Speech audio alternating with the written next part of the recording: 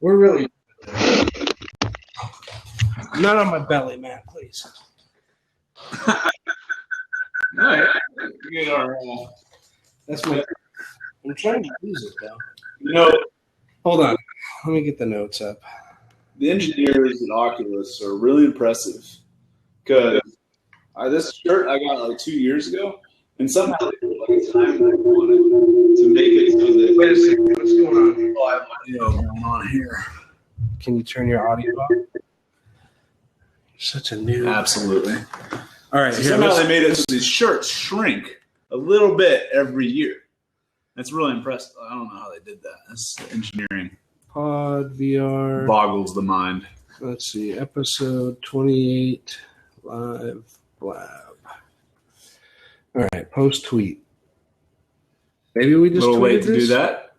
Oh well. Sweet. You're just now promoting it.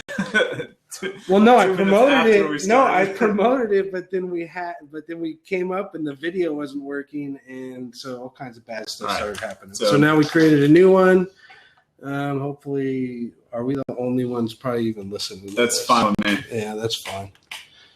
Pod 28 recording. All right, sweet. All right, let's start the show. You want to bring the show in? Yeah, sure. Just we're going to do normal. Or wait a minute. Hang on. Don't let me screw up here. QuickTime. We're going to record this also. The audio. All right. Probably better way. There we go. Huh? Good to go. Okay, we're good. All right. Hello, VR community, and welcome to PodVR episode 28. That's right. This is a very special podcast for Brian and I. Yeah, it's been well over 2 years at this point. So 2-year episode. We are very proud to have been bringing you guys the VR news for 2 years. And, man, a lot's happened. And our adventures. It wasn't just news. Yeah. I think this has been about the journey, right? The journey of VR that we've both taken, and it's been a crazy 2 years. That's right. We've grown a lot as enthusiasts, developers, and just generally. And physically. And physically we've grown a lot.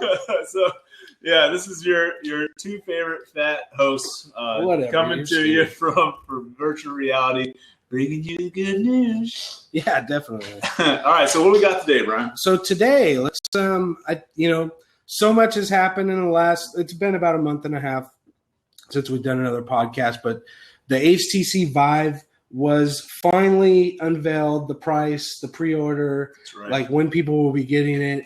So it came in at $799. And for the life of me, I can't remember what we had predicted. I know one of us said 1,000. Yeah, I don't know. Someone said 1,000. I think 1,000 on the nose. I think I said 800 to 1,200 or something like that. So I was wasn't like a contest, but yeah, you definitely Price is Right me on that one. It's a little lower. Well, let's see. So what do you think of that price? Do you think that price is where do you think it's going to get a lot of adoption from $799? Yes. Okay. So this is a good conversation because what is the Oculus price at? And that's really what set the number for them. The Oculus got priced at $699. Yeah, $699. So now that $599, but no controllers, and one camera. So what do you get? Right. So what do you get from the Vive that you didn't get from the Oculus? You get the full thing. You get the full room scale with controllers experience, and that's what draws me. So the price is right. I will pay $1,000 to have the full VR experience. Let's see. So we have it right here. I could bring it up in, and for the people that we're not watching the blab, they're not going to see this. So I'm just kind of displaying the equipment right now.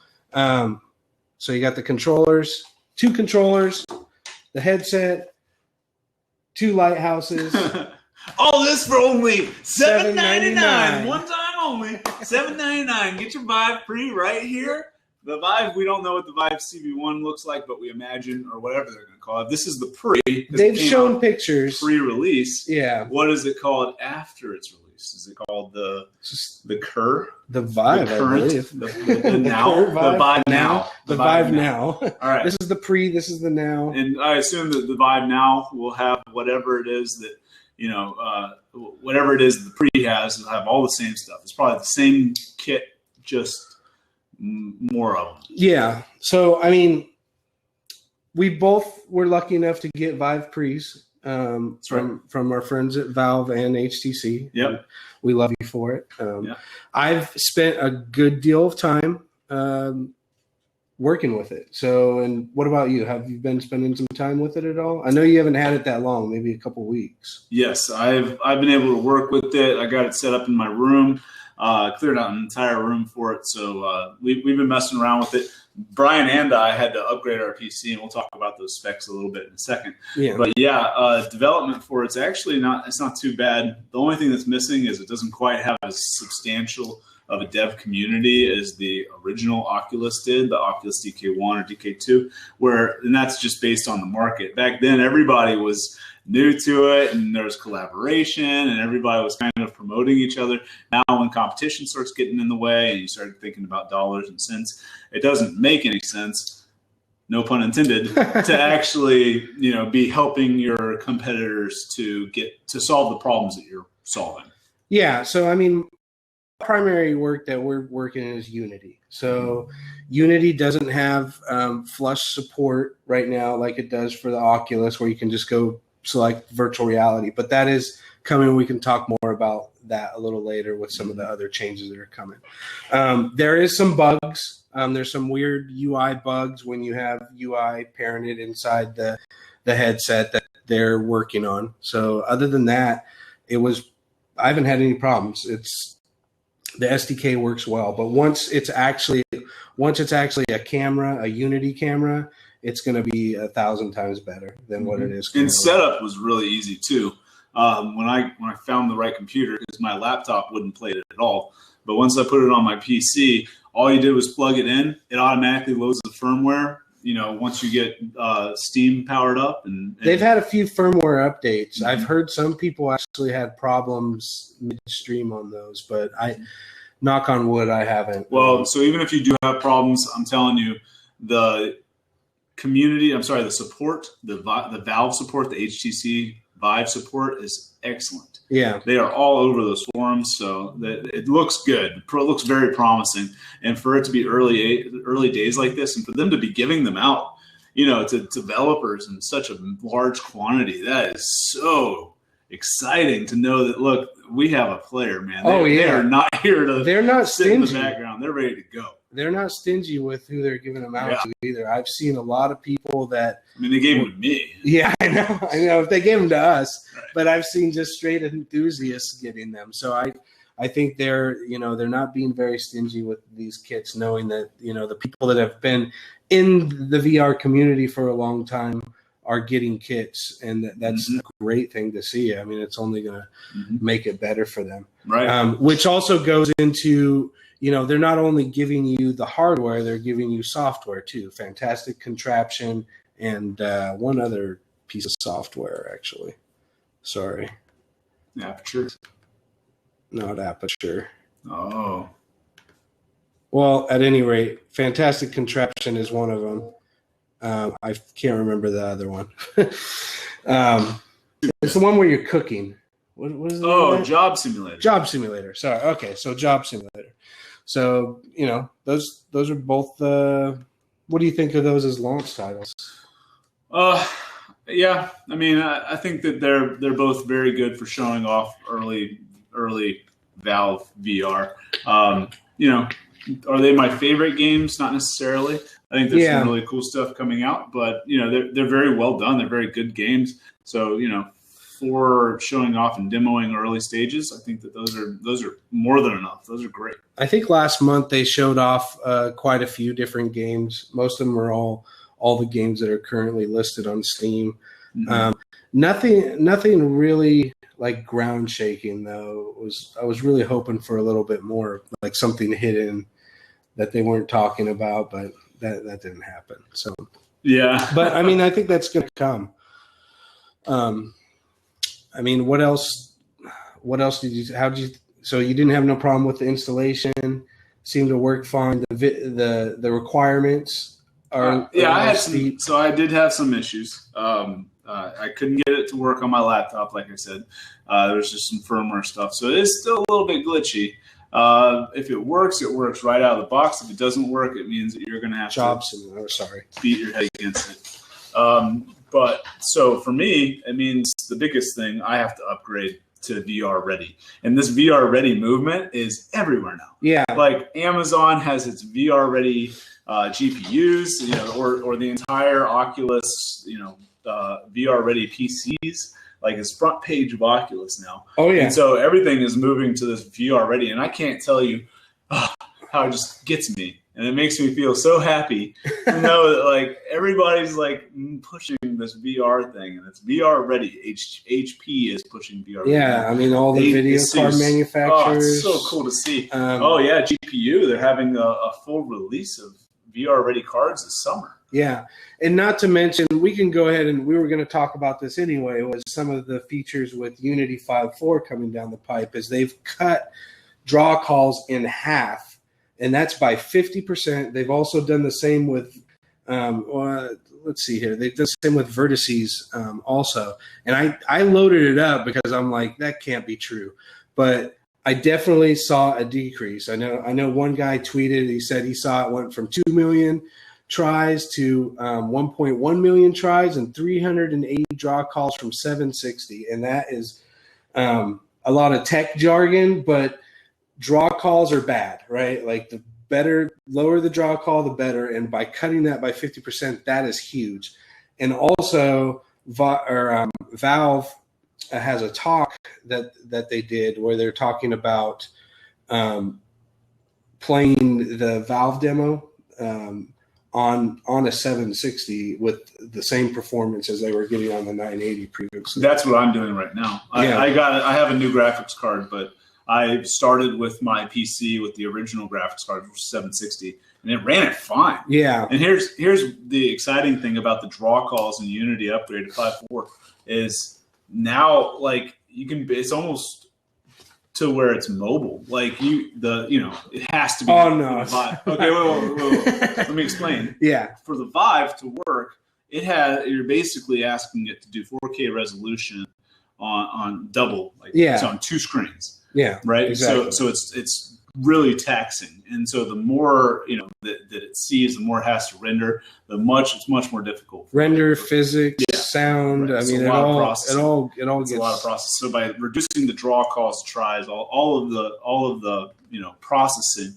you're getting it down to where that demo is almost like a mobile style demo where it could run on just a phone. It could run without taxing the processing, which is what you need, because then when you put it on a PC, it has to do that at a much higher level with a lot more processing. Yeah, so, I mean, I was expecting these kind of advances to come, but not this quick. There's another plugin that Valve is releasing that's supposed to help with exactly this, with performance. So that's going to be interesting to see what they have, and they also announced that they're going to work with Unity to be basically, flush in Unity. And I'm hoping that means that Unity has been talking for a while about completely redoing their input system, collapsing the inputs for the Vive and the Touch both into their new input system. That I'm looking forward to that, because that is the pain right now with Vive, is everything is kind of done through code, so you kind of gotta hack things together. Valve has done a great job in providing you with helper scripts and things to get things working, but I mean, definitely if it was just an option and input, I mean, that would make life a lot easier. Yeah. So maybe they're on their way. It sounds like they're already communicating about it. But yeah. For developers, that's definitely exciting, because this is a lot of processing and stealing. No, I mean, yeah, it's so great. Like so much crazy stuff is happening right now, and then in 2 weeks we've got GDC. So I mean, that came really. I thought we had more time for some reason. So will you be going to GDC this year? This year, I'm lucky enough to make it to GDC for 2 days. So I'm going Monday for the VRDC track that they're having. So I'm going to go to several talks, and we can talk about those when I get back. Or see, I'm curious to see how this is, because this is the first time GDC has done a virtual reality track on their end. And then I'm going for that, and then hopefully I'll see you up there for the mixer. Maybe? Yeah, hopefully. So the annual mixer, we've done several podcasts about this before recently. You know, I think one of our first podcasts was the first SVVR mixer 2 years ago. And, you know, it's been a blast every year. So I'm looking forward to the demos and whatever else they got in store. Yep. And then Thursday, planning to go to Thursday, invited to an Oculus event. So we're going to see what that's all about. I'm hoping that they're going to have, because they're having Oculus game days where they're showing off titles that they haven't previously talked about. So that's interesting. What about you, Matt? Are you planning on making it, going further? I tell you, I am overwhelmed with interest. You know what I mean? Like, there's just so much going on, and I feel like I get a new request to join a conference like every day. You know, so there's a new conference, like whether it be VR or whether it be some sort of a tech conference interested in VR or AR or anything, they all want people there and people to demo. So, man, this if you didn't think that 2016 was going to be the year for VR, just get your foot in the door, and man, I'm telling you, it immediately they pulled you in. It's crazy. So we're definitely, you know, I don't know if I'll be at GDC necessarily, just because there's a lot of stuff going on that week. Yeah, the month of March in general. But you know, we'll see what happens. Yeah, I mean, GDC is going to be crazy with the mixer, and I'm really curious to see what Oculus Game Days has in store for us. So, you know, but before you came over, I'd shown you a couple things have coming out over the last few days, a few games from Oculus. One of them was Dragonfront, and it's a CCG, and it kind of ties into what I do in my day job. Is we have made several CCG games in that shop also. I'm not sure if you're completely familiar with the CCG genre, but I showed you the video. Yep. And you can go look it up online. It's definitely on Reddit for anyone that hasn't seen it yet. What did you think of that? Yeah, I've gone over this before. Oculus and their tabletop third-person VR, and it's just this highlights. This is a perfect example of what is wrong with the direction that VR is going, or maybe just initially. But it's, you know, VR gives you a powerful tool. Yeah. You can put the person in a first-player position and let them actually be in the game. And so when you're turning it into this, like, you know, you're not making games for VR, you're making non-VR games in VR. Like you're just porting taking the camera basically. Right. This is the worst of the, like, you know, it looks like a fun game. I get it. It's social. It looks cool. But you're taking an iOS game or like a mobile game and you're porting it into VR for what? Like, for why? So to me, it's kind of like, you know, I could take it or leave it. I see that there's going to be they're trying to bridge that gap.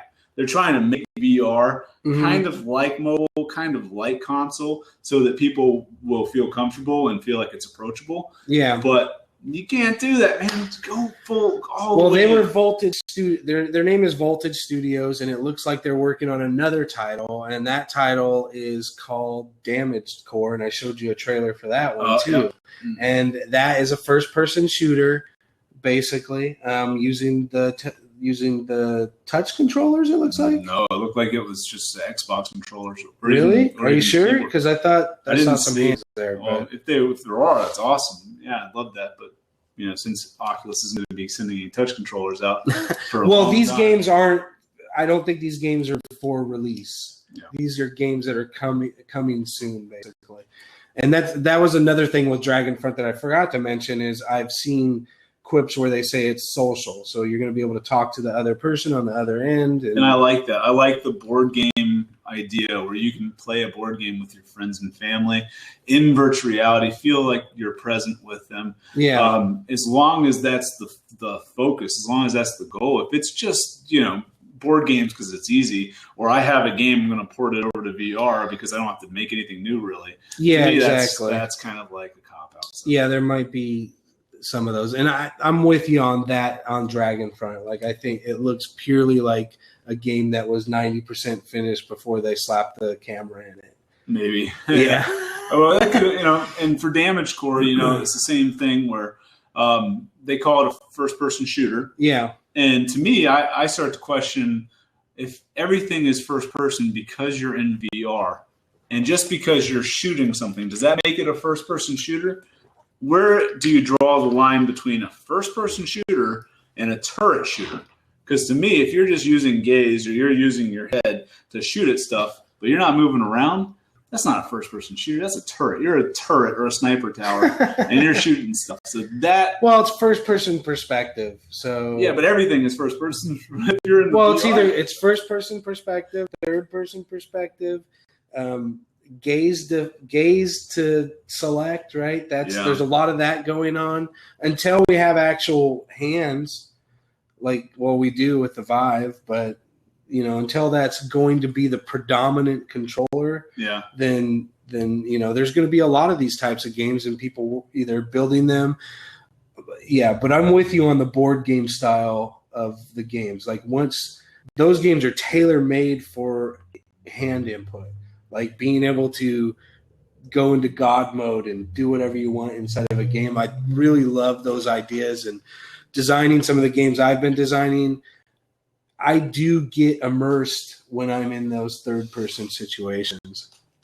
So I don't know. I mean, yeah, but it's a different kind of immersion. It's like you're. Yeah, it's not completely. I get what you're saying. Yeah. It's not completely immersed. Yeah, I mean, I can see how it would be beneficial. Anyways, real quick shout out Olivier. I love Olivier. JT. Yeah, Kenny. What's going on, guys? It's good to see you here. Thanks for joining. Yeah, and I'm sorry if you had trouble finding the stream at first. We had some technical difficulties, and I'm to blame for that. So another announcement we had was Gear VR is coming with the S7. That's right. Bundled. So they said they have 300,000 units on wait from Samsung to be shipped out. So that is great news for developers. So, what are your thoughts on that? Do you think that's going to be huge for VR? Somebody needed to pick that up and run with it. Somebody needed to be the fullback, if you will, for virtual reality and just say, look, we're going to shove virtual reality down your throats and you're going to like it. And who's doing that? Samsung is doing that to a T. Yeah. They have created a VR ecosystem, and they are just rocking it. Well, it's not just Samsung. Samsung, we should give credit to Oculus, too. They're a big part of that. Sure. But really, it's, what company is doing the media, the commercials, doing the bundles and things like that. Yeah. That it's Samsung is just really driving it home. Yeah. And so, And from what I understand, they're not stopping at the 300,000 gears. That's just what they had for the U.S. They said, I think they're going to go past that. So everyone that pre-orders one will get one. They may just have to wait a definite amount of time. I think I forget what the time frame is, but there's some posts from Oculus stating the time. Yeah. But that's great news for all our friends that have games up on the store or ones that are waiting approval. And to me, I'm starting to wonder if it's, if they're promoting virtual reality or if they're using it as like an added benefit to buying their new phone. It's almost like a accessory where it's like, we'll sweeten the deal. Yeah. You buy our new phone, and not only do you get an awesome new phone, you get the newest headset. You get the way the commercial states it, you get a virtual reality machine. Yeah. I think that's what they said in the commercial. At the end of the commercial, they end it with that. So it's pretty smart how they're doing it. It's going to be interesting to see if the new gears are going to be locked down for the S7 or if they're going to be open to the other phones like the Note 5 was with the S6. Yeah, I think there's been a lot of talk that now HTC is looking at some things. Apple is definitely probably looking at some things. Yeah. Google has some device that's going to be standalone that they're working on, maybe using their I forget what the Tango Project Tango's technology or whatever. Yeah. And then Sony's also looking into it. And this isn't in our notes, but I mean, Gear VR room tracking or Gear VR positional tracking looks to be on the way. I mean, that seems to be their next benchmark. Wait a minute, where did you see this? Oh yeah, that's online. Yeah, it could be completely rumor, but what I've heard is that's Carmack's #1 goal right now is room scale, or at least positional track, absolute tracking for the Gear VR. Which, I mean, Project Tango and all of them have been doing something like that. The processing is super heavy. So who's going to get to it first is going to be the big differentiating factor. There's some big companies out there, and these big companies are really starting to push and compete. And man, that makes things look very good for virtual reality, but not so much for other companies. When a big companies start to move into a market that you're in, they start to move out the little guys, and that's what happened to Converge, unfortunately. Yeah, so nice segue into that. Like Converge, out of nowhere, just announces that we're packing our bags and we're not doing it anymore. Yeah, social VR. I mean, there's a few options out there. My personal favorite is VR Chat, followed up by AltSpace, and then there's a few other out there that are trying to do like Janus. What they're called now. Ones that just aren't as easily to get in. Like I think VR Chat has a real easy entry point, and they're bringing people in outside of VR. Like they're bringing in quote unquote celebrities into. I mean, they've got some comedian shows, like real comedians that are doing shows. They had Duncan Trussell, which is huge from the Joe Rogan Experience podcast, and we're obviously biased, being early day members of VR Chat community, and we freaking love those guys. No, I mean, but they're doing the right thing.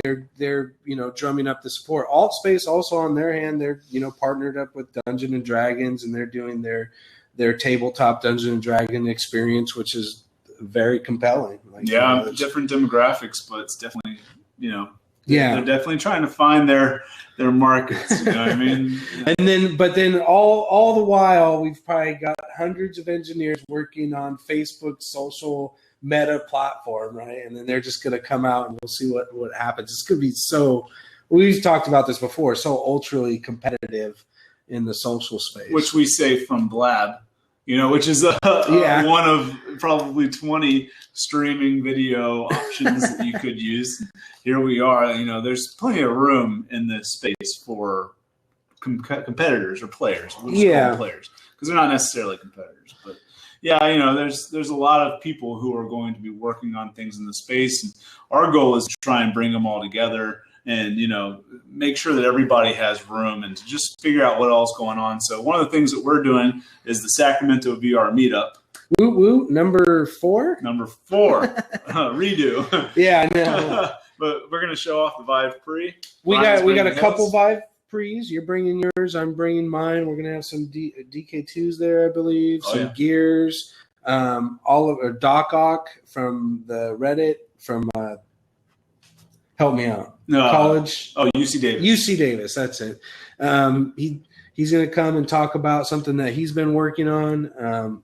That's going to be awesome. Yeah, Infinitec will be there talking about their newest build, which I'm on the Infinitec team, so it'll probably be me talking about it. I know someone was on there saying, "Oh, hey, they're bringing an Infinitec." I'm like, no, hold on. They're probably not bringing an Infinitec. Well, I got one right here. It's in my back pocket. Matt's going to bring it in his truck. That Infinitec. It's somewhere around here. Oh, well. Probably lost under the carpet. For anybody that's in the Sacramento, California area, please come by. Please check it out and, say hi. Say, if you've listened to the podcast. Just a quick flight from France. Yeah, it's not that far, Olivier. We expect you here, for sure. So, that's going to be a big one. There's, we're basically a what would you call that? An affiliate of SVVR. We both started. That's where things started for us. And with the podcast even, and I don't know if this would even be going on if SVR didn't exist, or if we would have ever even met. Like, that's it's true. Probably not even a possibility. That's true. So we were just talking about Damage Core and Dragon Front. One other game that we just tried, talking about the Vive Pre.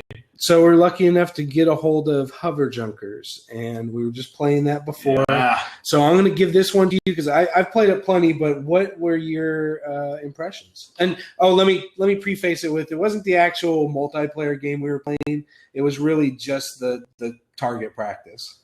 So for me, hearing Hover Junkers, I was not sure what to expect because I thought it was going to be some sort of like a driving game or hover junk, or what is that going to be? Maybe I have a hovercraft and I'm trying to like take junk from one place to another place.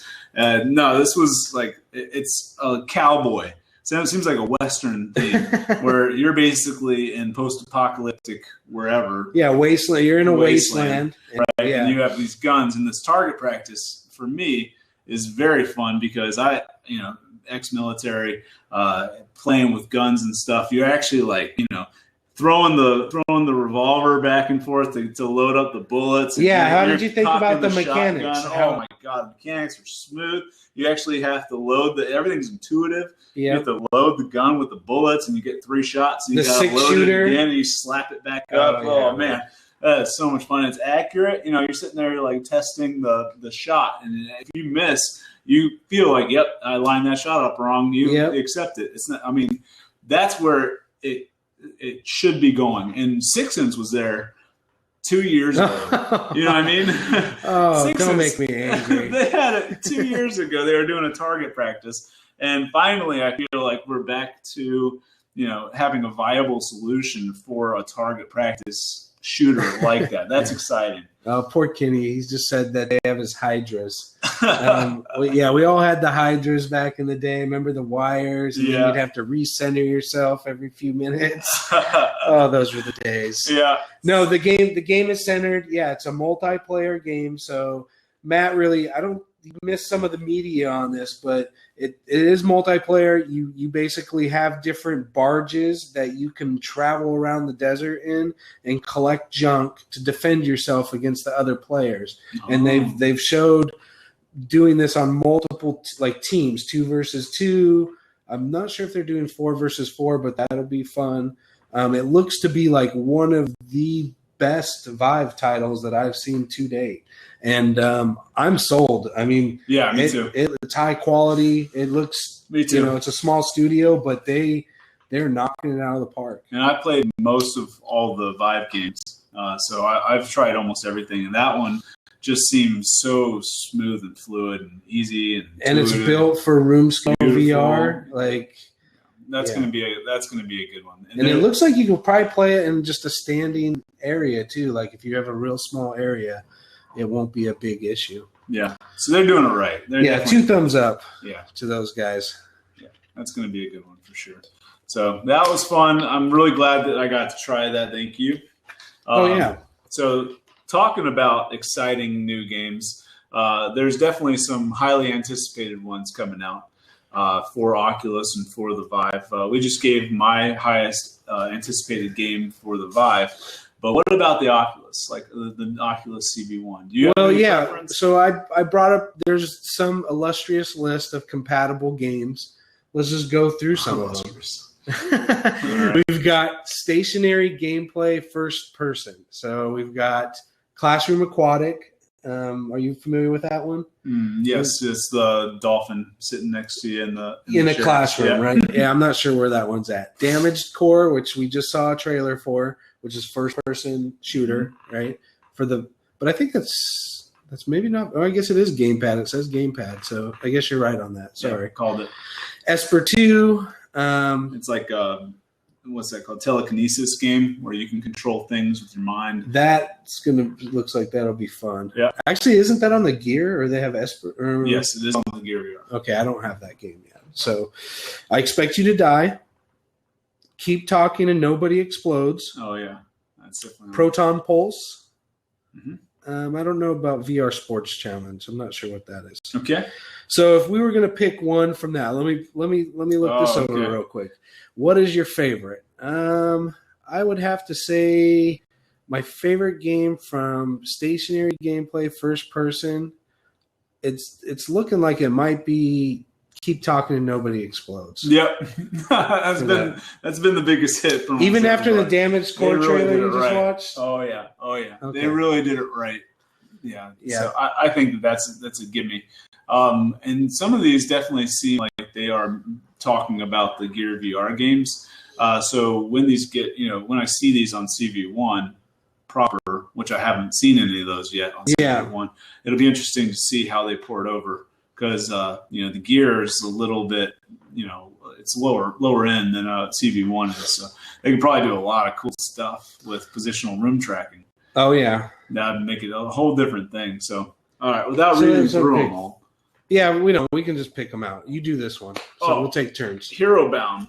I don't know if wait. We didn't say – wait. This is third-person shooter. So we're talking about this one is stationary gameplay, third-person RTSs. Okay. So that's easy. Hero Bound's definitely my favorite. I played a few of these, but not all of them. Nighttime Terror is from a good friend of ours. So Mark Schramm made Nighttime Terror. We have to throw him a bone here real quick. Have you played Tactera on the Gear? No. It's in the free section or the section that they have to try things out. I think he's planning on releasing it. Very good. I would say that's it's a tactical RTS. Probably one of the better tactical RTS games that I've seen actually. If you have a Gear, go check it out. It's free. You might as well. Air Mech VR. I would say my most anticipated. I've played Hero Bound. I love Hero Bound. I think my most anticipated might be Chronos. Oh, okay. I think that game looks to be what I played. It was cool, so I'm looking forward to seeing artistic. Beautiful. AAA-ish. Yeah, it looks very clean. I agree. Yeah. So there's a lot of options here. Just generally, to pick something that I'm most excited about for the Oculus Rift. I cannot wait for Minecraft. That's going to be it. I'm telling you guys, when Minecraft comes out, freaking that's going to be where I live. Like, don't expect to hear from me for a long time. Like, already with a desktop experience for Minecraft, having one of the creepers sneak up on you is terrifying. Terrifying, and it's on the screen in front of me. I'm not even. Yeah, but we were playing Minecraft years ago. I know. In the DK1. Yeah, but that's DK1. Like What was it in the DK1? Yeah. Yeah, it was. DK1, absolutely. Minecraft. Yep. So now having like proper, notch Minecraft. Yeah. Oh my God. Yeah, that's going to be too much. And wait till when that happens on the Gear. Because if you played Chunks. Like the macro world builder style Minecraft, that plus first person view, plus the actual survival mode. Oh my God! Yeah, having your hands with that. Is that going to be an exclusive title though? Oh, I don't know. Who knows? Is that going to be something that's not going to be available on the Vive, and people have to think about that? If it's with anybody, it's obviously with Oculus. So if they made a deal for exclusivity, then Oculus beat Vive to it. Too bad. Chunks is already on the Vive, so if that's like a legitimate game and they've talked licensing and it's not just something that somebody made and tribute to the Minecraft, and it's already there. Yeah, that's true. What about you? What is your number one most exciting for the Rift? Right. For the Rift, for the CV1. Minecraft is a good one. Can't steal mine. It's mine. I'm looking forward to steal mine. I'm looking forward to Eve Valkyrie with my Hoda controllers. It'll be Elite Dangerous, and that's coming soon. That's coming in like 3 weeks. Yep. I really like what Adrift looks like. Have you seen that? The space game where you're kind of stuck in space. That looks really cool. But I think, I'm basically looking forward for Eve Valkyrie, but it kind of leaves me wanting something bigger, right? But I'm not being stingy because we haven't developers haven't had a long time to build VR content. Like this is very early on, and it takes years to make really good games in most cases. But that genre of like space cowboy is just, it hit at the perfect time. Like VR bringing out this like, space cockpit shooter right when Star Wars kicks back up. Oh, you know what I mean? Star Wars VR games. I've given demos out to my nephews and to kids and to younger generation, and as soon as they see Elite Dangerous, or what is the one for the Gear Gar? The Eve game, Gunjack? It's not Gunjack. It starts with an A. But anyways, it's when we fly around the ship from the third person view, and you actually like can control it in space. And Star Wars. Star Wars. Thank you. The second one. As soon as I show anybody and Star Wars, every one of the kids has said, "Oh, it's Star Wars." Yeah. It's like, well, yeah, okay. No, that is one of my go-to games. I mean, I don't have a whole lot of games right now just because I've been building games. I haven't had a lot of time, but that one is one of my favorites. Like, it's got a crap ton of content. Like, a crap ton. I mean, it's expensive. It's $14.99, but worth every penny. Like, if you don't have it and you have a Gear, shame on you. So go get it. And that's not just because I know the developer, but it's an awesome game. I love it. I agree. And impressive. Man, there's so much going on. So when I get back from GDC, we'll talk more about, I'm sure we're going to have a ton of new stuff to talk about. And then by the time we do our next podcast, I'll have an Oculus Rift. Oh, all right. Will you? No, I will not. You said you're going to be able to get one though, right? Yeah. I have access to one. So we're going to have to play some Eve Valkyrie with that. Okay. Well, I'm looking forward to it. I'll be trying to get it to work from the Vive Pre probably, because that's what I have set up.